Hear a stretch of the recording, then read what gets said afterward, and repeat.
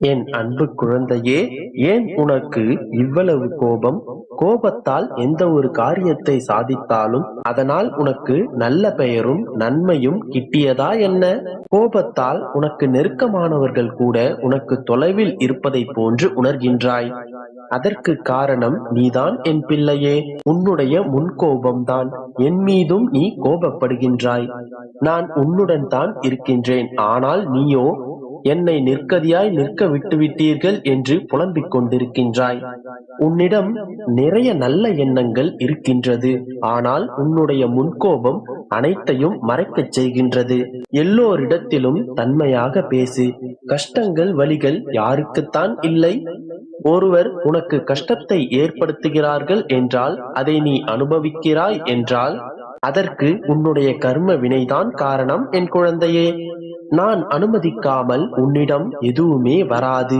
கஷ்டமும் துன்பமும் உன்னிடம் வருகிறது என்றால் உனக்கு ஏதோ ஒரு வகையான பாடத்தை அது உணர்த்த வருகின்றது என்பதை நன்றாக புரிந்து கொள்.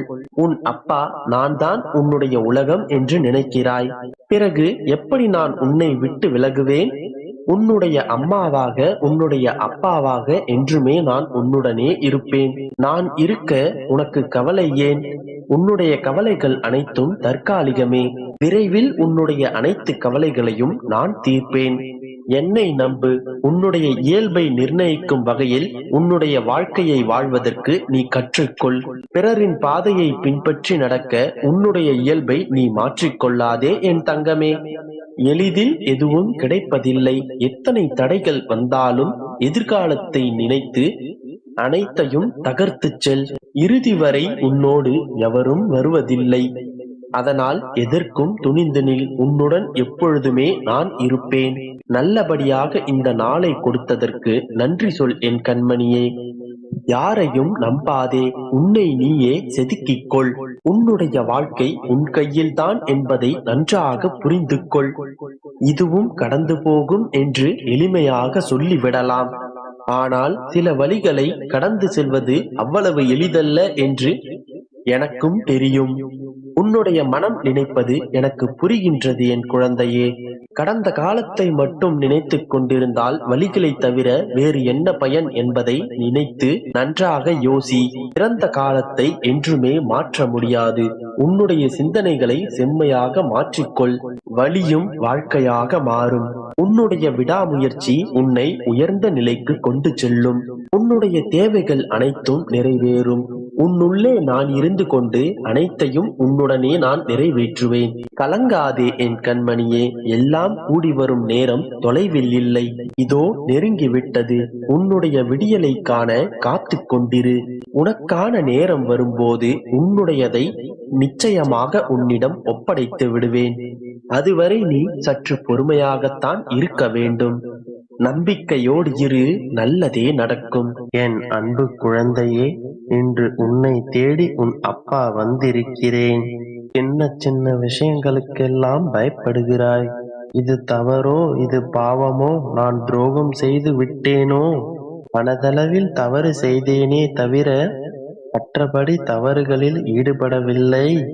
ஆனாலும் தண்டித்து விடுவீர்களா என்று புலம்பிக் கொண்டிருக்கிறாய். உன் புலம்பலை கேட்டேன்.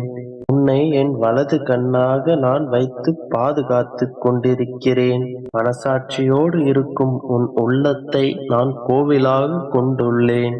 எந்த செயலும் தவறானதல்ல. இதுதான் உன்னை பற்றிய என் தீர்மானம். எந்த ஒரு செயலிற்கும் உன்னை நீயே குற்றவாளியாக தீர்வளித்துக் கொள்ள வேண்டாம்.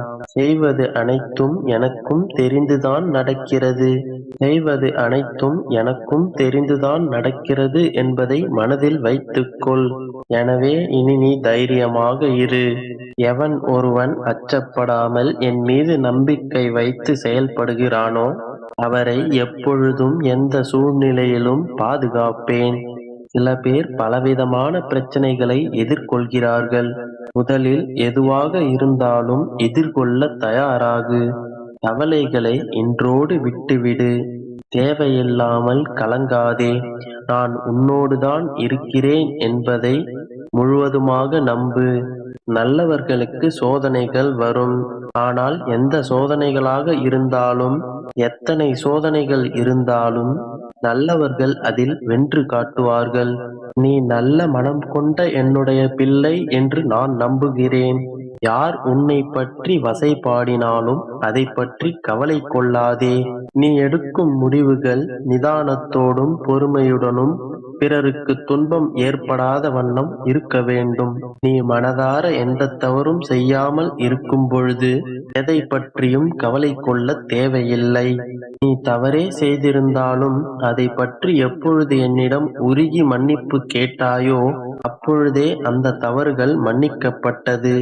எனவே எதை பற்றியும் எந்த குற்ற உணர்வும் இல்லாமல் இரு. கஷ்ட நஷ்டங்கள் வாழ்வின் ஒரு பகுதி என்பதை எப்பொழுதும் மறவாதே. அதுவே வாழ்க்கை கிடையாது. எந்த துன்பமும் எந்த மனிதனுக்கும் நிரந்தரமில்லை. எல்லா பிரச்சனைகளும் ஒரு முடிவுக்கு வந்தே தீரும். கொஞ்சம் பொறுமை காத்துக்கொள். உன் அப்பா நான் இருக்கிறேன். நீ எதற்கும் என் அன்பு குழந்தையே, இன்று இப்போது இதை நீ கேட்டுக்கொண்டிருந்தால் நீ அதிர்ஷ்டசாலிதான். நாளை சுபமான நாளில் உன்னை தேடி ஒரு அற்புத செய்தி உன் மனம் நிறைக்க வருகின்றது. நாளை விடியலின் போதே அந்த செய்தியை நீ கேட்டுவிட்டு மன நிறைவுடன் சந்தோஷமாகவே எழுவாய். அந்த செய்தியை கேட்டவுடன் உன் மனதில் ஒரு புது நம்பிக்கை பிறக்கும். உன் வேண்டுதல் நிறைவேறி விட்டதாகவே நீ உணர்வாய். உன் வேண்டுதல் பூரணமாக நிறைவேறிவிட்டால் எத்தனை மனமகிழ்ச்சியை அடைவாயோ அதை நாளை காலையில் நிச்சயம் நீ உணரத்தான் போகிறாய். உன் எதிர்கால சந்தோஷத்திற்கு நாளை விடியல் ஒரு முன்னோட்டமாக அமையும். முழுமையாக இதை புரிந்து கொள்ள வேண்டுமென்றால் இப்போதே இதை முழுமையாக கேட்டுவிட்டு நாளை விடியல் வரை காத்திரு. வாழ்வில் ஏற்றமும் இரக்கமும் நடந்து கொண்டேதான் இருக்கின்றது என வருத்தப்படாதே. முதலில் ஒன்றை நன்றாக புரிந்து கொள். வாழ்வில் நிலையானது என்று ஒன்றுமே இல்லை. இப்போதெல்லாம் நீ ஒவ்வொரு நாள் விடியும் போதும் நல்ல செய்திகள் வரும். இன்று நிச்சயம் நல்லது நடக்கும் என்று நம்பிக்கையோடே எழுகின்றாய். உன் பிரச்சனைகளை தீர்க்க யாரையேனும் இன்று சந்தித்து விடுவோமா? அவர்கள் மூலம் ஒரு நிரந்தர தீர்வு கிடைத்து விடாதா என்று ஏக்கத்துடனே பயணிக்கின்றாய். நிலையான ஒரு தீர்வை கண்டுபிடிக்க சில படிகளில் நீ எதிர்பார்ப்புடன் ஏறி போவாய். உன் எதிர்பார்ப்பு உனக்கு கிடைக்கவில்லை என்றால் அதே படியில் இறங்கி வருகின்றாய். மறுபடியும் இதையே தான் செய்கின்றாய். உனக்கென்று ஒரு நிரந்தர தீர்வு கிடைக்கும் வரை நீ போராடிக் கொண்டுதான் இருக்கின்றாய். நீ கண்ட வலிகளும் துன்பங்களும் அலைச்சலும் நான் அறிந்து கொண்டுதான் இருக்கின்றேன். ஆனால் இவை அனைத்தும் வீணாக மட்டும் போய்விடாது. கவலை கொள்ளாதே என் செல்லமே. இனி உனக்கு மாறுதலான சூழ்நிலைகளை கொடுக்கப் போகின்றேன். உன் பிரச்சனைகளுக்கான நிரந்தர தீர்வினை காணும் வழிகளையும் உனக்கு காண்பிக்கப் போகின்றேன். வழிகளை காண்பிக்கும் நான் அதில் உன்னை வெற்றி பெற செய்ய மாட்டேனா? உன் அப்பாவை என்னை பற்றி நீ புரிந்து கொண்டது இவ்வளவுதானா? நிச்சயம் உன்னை நல்வழிப்படுத்தி உன் கவனத்தை உன் தீர்வை நோக்கி திருப்பி வெற்றி பெற செய்வேன். நன்றாக ஞாபகம் வைத்துக்கொள். ஒன்று உன்னிடத்தில் நடக்கவில்லை என்றால் அதைவிட உயர்ந்த மேலான விஷயங்கள் உனக்கு நடக்கப் போகின்றது என்று அர்த்தம். ஒரு முறை உன் அப்பாவிடம் ஒரு கோரிக்கையை வைத்து விட்டாயானால் அதை நீ மறந்து விடலாம். நான் அந்த கோரிக்கைகளுக்கு பின்னால் ஓடிக்கொண்டிருப்பேன்.